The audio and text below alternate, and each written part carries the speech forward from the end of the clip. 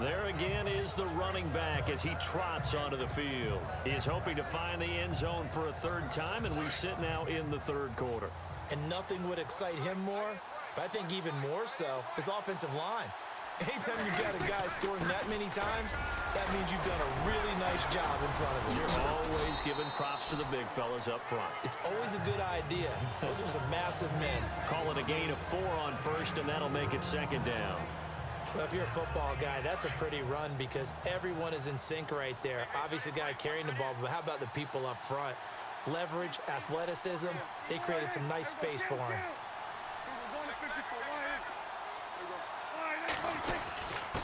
Now a handoff here to his running back. And he'll get it up to the 33-yard line.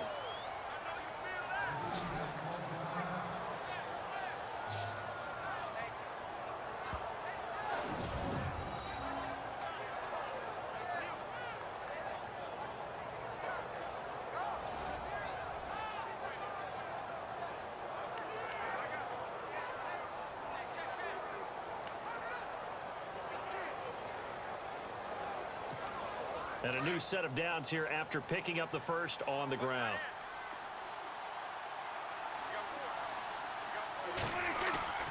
On play action, Prescott. Going down the middle, and it's complete. And he takes this one 30.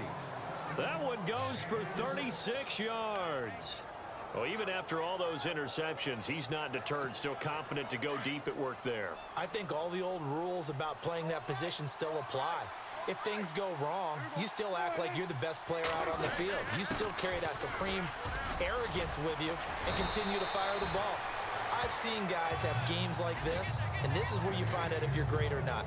Can you overcome some interceptions and still lead your team to victory?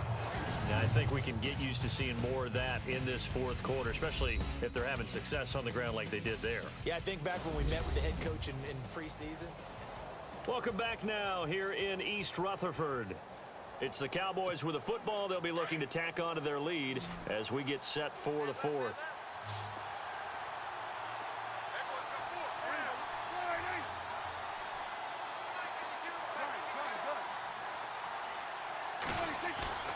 Prescott off play action.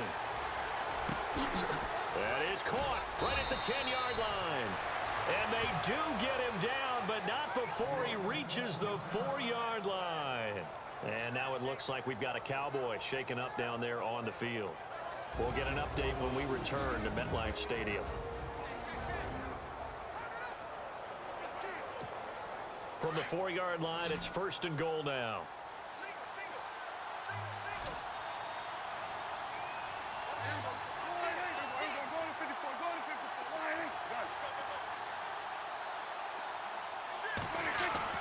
Here's Prescott.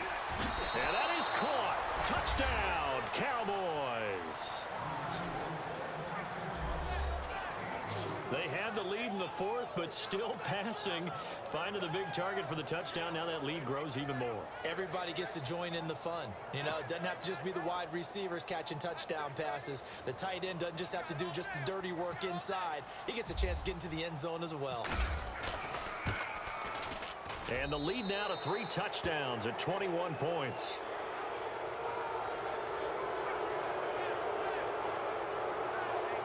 That time a 6-play drive. And it culminates in a Dallas touchdown.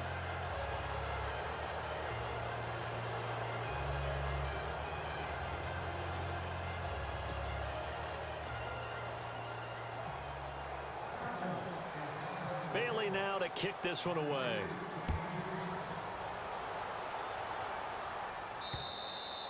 And this will not be returnable. It's out of the back of the end zone for a touchback. The New York set to take the field. And fortunate to get points on the board last time. They had to hit a really long field goal to do so. The kickers in today's game are so good and so skilled and hit from distances that we almost start to take them for granted.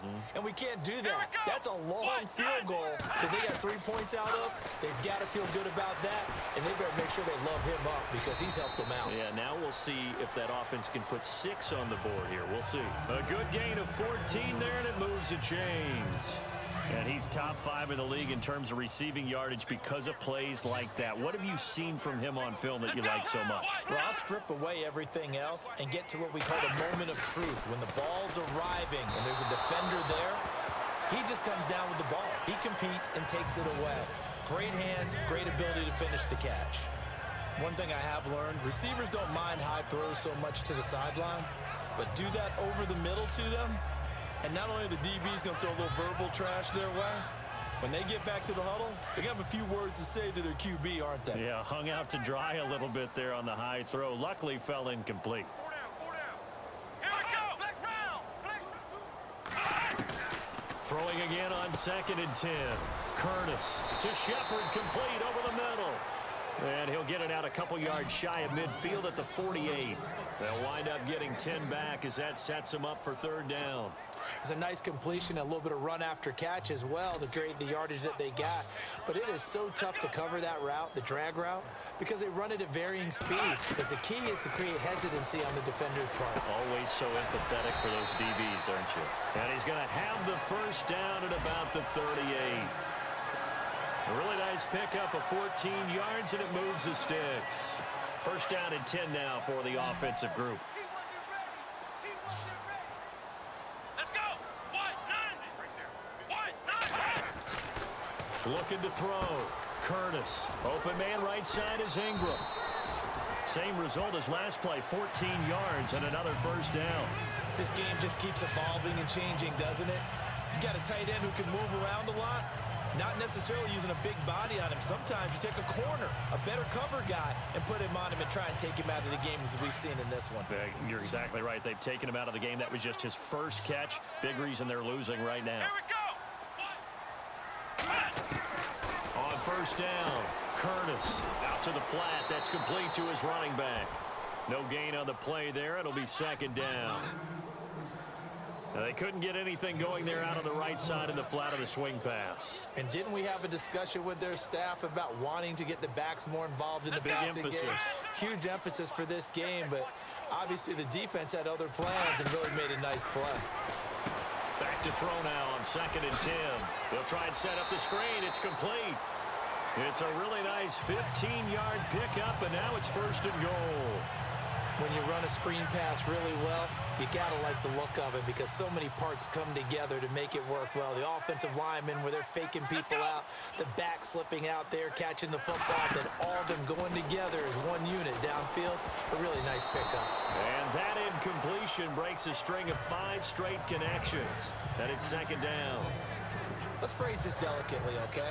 Might have had a better option instead of throwing the football into double coverage. He was blanketed. I was surprised that he went his direction. Yeah, should have thought maybe about the check down. Take the completion, keep moving. 2nd and goal. Defense digging in again here. And he is swallowed up right at the line of scrimmage. Call it no gain on the keeper, and it's going to bring up a 3rd down. And as we've seen throughout this season, it's no picnic trying to score touchdowns against this unit. They're ranked number 1 against the run. But it's also difficult because it's not easy to throw the ball against them either. They got to have 6 here. It's 3rd and goal.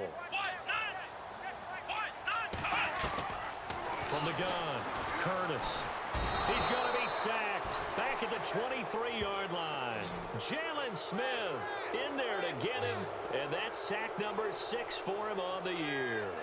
Brandon, I think you understand the type of afternoon this offensive line is having. It is a long one for them. Long for you to spend it with me. Long for them trying to block those guys. They've given up a whole lot of sacks, and the speed and quickness of that defensive line is eating them alive. A critical one here if they're going to have any shot at this thing. So they'll go for it on 4th down. As expected, they're going for it to keep the drive alive. Under pressure again, and down he goes again. He couldn't get the ball away on 4th and goal.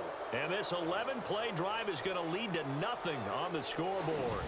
A breakdown by the O-line at the worst possible time. 4th and goal, and it leads to a sack. And I can just see it now. On the sidelines, they're telling the quarterback, you've got to get rid of it somehow, some way. At least get it in the end zone and give us a chance. If we throw an interception, so what? A sack? We didn't even have a chance. And now here come the Cowboys. And that last drive, a long drive, but not just that. They had a great air attack going. Do they stick with that?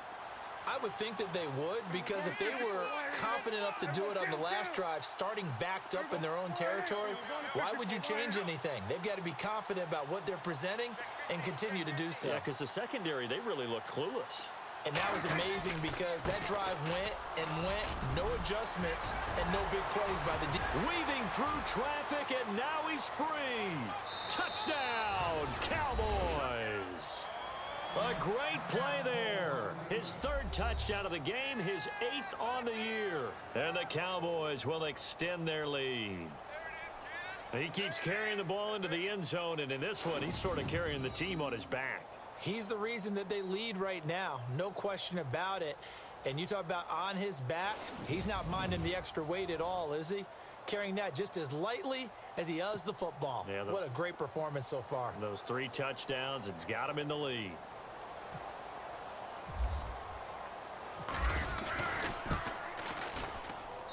And he's been a busy man, 5 for 5 now as he knocks another one through to extend the lead. Well, I'm not sure if they drew that play up to score, but it scored indeed. One play on the ground and into the end zone for 6.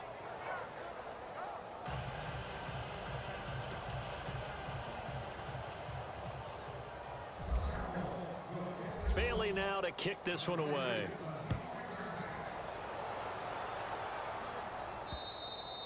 And this will be a touchback as that sails over the end line. New York set to take the field. And last time this unit was out here, costly turnover, and then that turned into 6 points. They've got to make amends. And how many times have we sat in meetings with coaches and they use the term complementary football? Offense take care of the defense, defense take care of the offense. That didn't happen on the last possession. This is a chance for them to pick themselves back up and help their team. Yeah, we'll see if they can recoup and recover. Throwing on first down. Curtis toward the center of the field, but it's incomplete. They were trying to get it there to Sterling Shepard. And now it's second down. But not to get too overcritical there because he knows what he's doing, but his shoulders looked a little off kilter there when he threw that. I don't think you're being overly critical there. You're just analyzing it, and he gets those shoulders right. That pass will go from incomplete to complete. And it's a short one here, complete to the tight end. And he's brought down, getting this one up to about the 35. A nice pick up there, 10 yards, and it'll move the sticks. As far as tight ends go, this guy's not a speed burner. He's much more of an inline blocking type of a tight end. But how about this last play? Made a nice catch and picked up the first down. That's what impresses me about him. When he's called upon, usually gets it done. And it pops free. The collision there jarred the ball loose and brings up second down. So he can't hang on, and as I watch that unfold, I remembered an expression that I've heard, maybe from you, I don't know, but you're going to get hit anyways, might as well hold on to the ball. Well, you know a coach said that, right? Yeah. Not an actual player. Not a chance at all. Way easier said than done.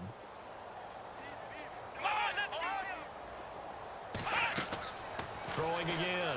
Curtis. Now they set up the screen. That's complete. And able to get this one across the 45 before he's brought down.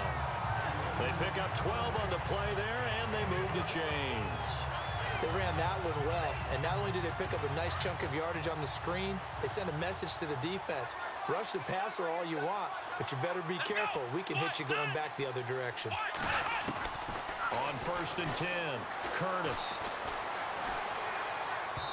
And his throw's going to be incomplete. There's so much precision in an offense, especially when you're throwing the ball. And in an out route, plenty of it. How about the quarterback hitting his back foot, ball's out of his hands, receiver making his break, making his cut. He's got to time up perfectly.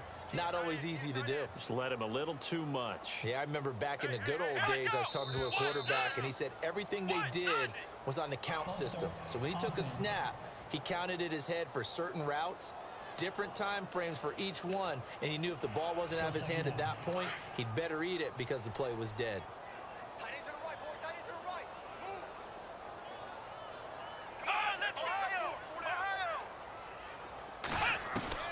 To throw on second down, Curtis. We always talk about receivers. If the ball hits your hand, you're supposed to haul it in, but it is hard to adjust to a pass thrown a little bit behind you. That one was all the momentum going forward. Couldn't contort his body back to grab it. The Giants on third down. They've converted just twice and have had plenty of opportunities. This will be 3rd and 15. Come on, let's go. White 90. Operating from the gun, Curtis. He's caught on the sideline, but he's not going to have a first down. They say he was out of bounds, so a big call there. That brings up 4th. A 3rd down, he tried to stay in bounds, did all he could. He caught it, but was led a little bit too far. Yeah, and that's always difficult, isn't it? Because you know half of your body is trying to stay behind while the other half is reaching out, trying to catch the football. The top half worked. It was the bottom half that was in question. He gets this one away, and boy, it's another boomer. And the Giants have it. It's picked up.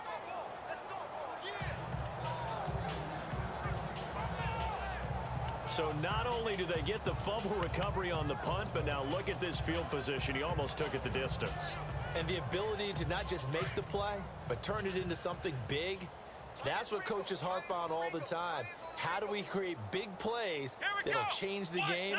And that may have been one that just did. Back to throw. Curtis. This will be caught just inside the 10. And the stop will come inside the 5 at the 4. 3 yards is the gain that time, 2nd and goal. And just in general, Charles, on a play like that, how tough is it for the defense to account for a running back essentially being a receiver downfield? It's very difficult, especially if the running back has skills like a receiver, and you're aware of that before the game even begins. So throughout your practice sessions, you're going to want to be aware of him. Where is he lining up? What can he do? What kind of damage can he do to us downfield? And who can match up with him without weakening our overall defense? You're exactly right. It's a tough task to match up to him. Looking to throw on second down. Curtis. Under pressure, down he goes. Sacked at the 10. Offensively, they're going to have to figure this out before next week. 7 sacks in one game. Yeah, and that's more than any quarterback should have to bear. And if this continues on, there will be another quarterback in the game because no one can stand up to this week after week. So the sack means it's 3rd and goal now from the 10. Let's go. Red 38. Looking to throw. Curtis. And that is, I think he caught it. He did, but they'll say out of bounds. It'll be incomplete.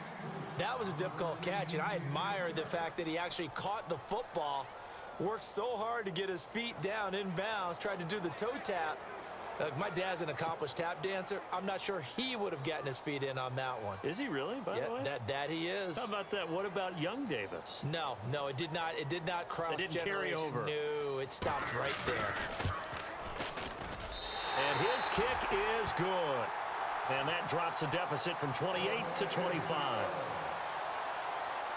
Well, in the grand scheme of things, it's likely not going to matter much, but at least they get themselves 3 points closer to respectability. And I don't know that they're going to feel a whole lot better about things because they've clearly been outplayed all game long. But, hey, no reason not to take the points when the opportunity presents itself. And he nearly broke that for more, but as it is, they'll start this drive at about the 37-yard line. Elsewhere, 4th quarter score now for Baltimore. It's the Ravens who are leading in that one. A win would be just their 2nd of the year if they could hold on. So out come the Cowboys now as their offense gets set to take over. They have the big cushion. Here in the final stages of this one, I don't know if there's any better feeling than being up big on the road. There really can't be, because for a team to go on the road and win in the NFL, that's huge to begin with. But just think about all the preparation that went into it.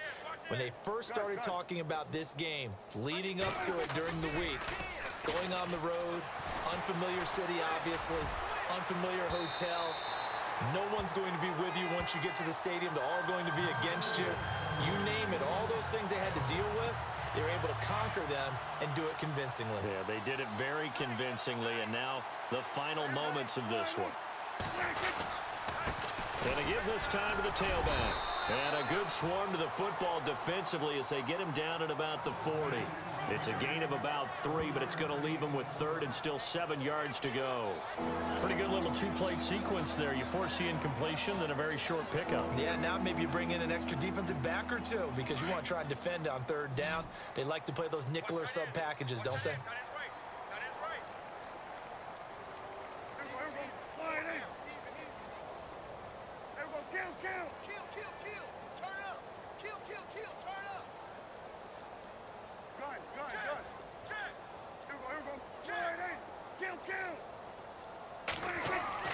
On 3rd down, it's Prescott.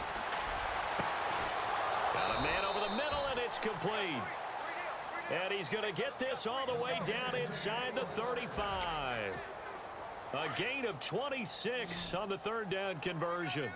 Well, go ahead and throw the ball, man. You got the big lead. You got the clock on your side. Obviously, they don't care much about the feelings of the other team, do they? Well, I was going to say you better run to the locker room pretty quick after this one. Well, right now, maybe. They're just looking at it from the fantasy perspective. More points for everyone if they win big. A good pickup there, a 22. And with that last play, he's now up over that 300-yard mark. And in today's NFL, it almost feels routine. And I hate that when you talk about a 300-yard passing game. To me, 300 yards still signifies excellence, and he's achieved that in this performance.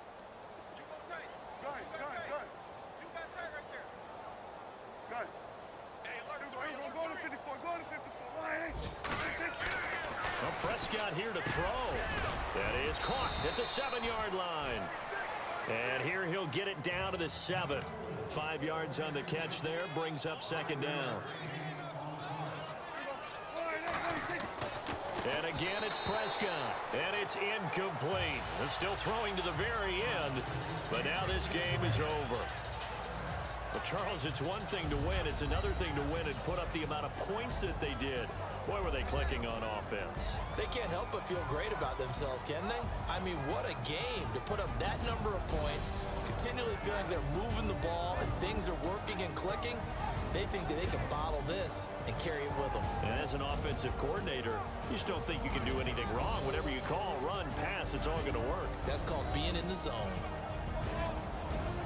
So for Dallas, their winning ways continue as they get it up to 7-0. And they'll get another road test next week as they head to Philly to take on the Eagles. Meanwhile, for the Giants, the loss will drop them to 4-2 on the year.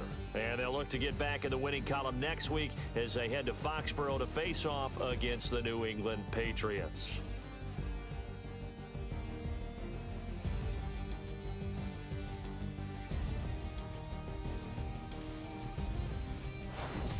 So that'll do it for my partner, Charles Davis, and the best darn crew in the industry. I'm Brandon Gaudin. This has been a presentation of the NFL on EA Sports. With that, we sign off from MetLife Stadium.